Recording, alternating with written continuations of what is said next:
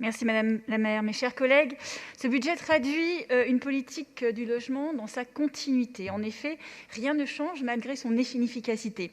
On aurait pu attendre en ce début de mandature un changement, surtout qu'il y a des éléments externes qui se déroulent, mais non, rien ne fait évoluer votre politique du logement.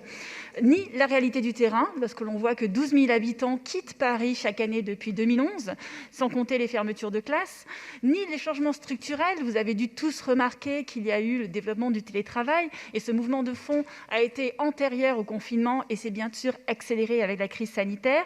Mais là encore, aujourd'hui, on dénote à peu près 800 000 m² de bureaux qui sont inoccupés et vous n'utilisez ce dispositif que pour la création à peu près de 400 logements par an.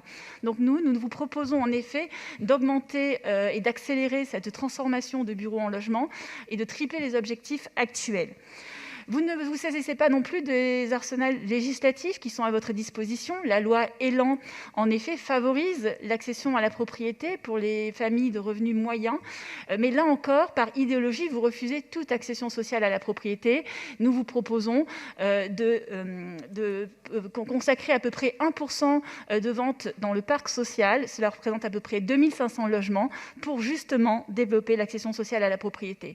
Et je crois que je ne peux même pas parler du montant alloué à l'accession sociale à la propriété dans le parc privé, puisqu'il s'agit à peine de 100 000 € que vous dédiez en effet à votre dispositif Paris Logement, qui est un prêt à taux zéro.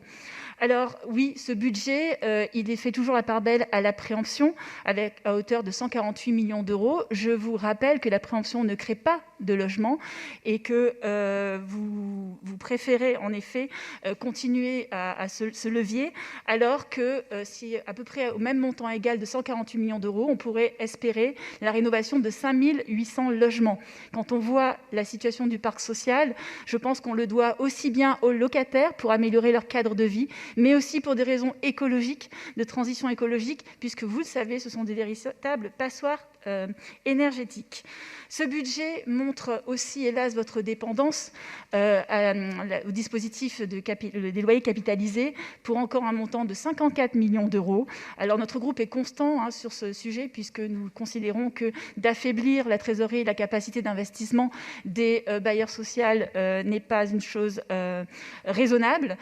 Et donc nous continuerons à dénoncer. Je trouve assez cocasse que le groupe de la majorité présidentielle dénonce aussi ce procédé, puisqu'il faut quand même le rappeler, chaque année, ce sont quand même les ministres du gouvernement En Marche qui donnent un blanc-seing à la maire de Paris pour pouvoir continuer à utiliser ce procédé. Donc c'est pour ça que nous avons du mal à cautionner une telle situation.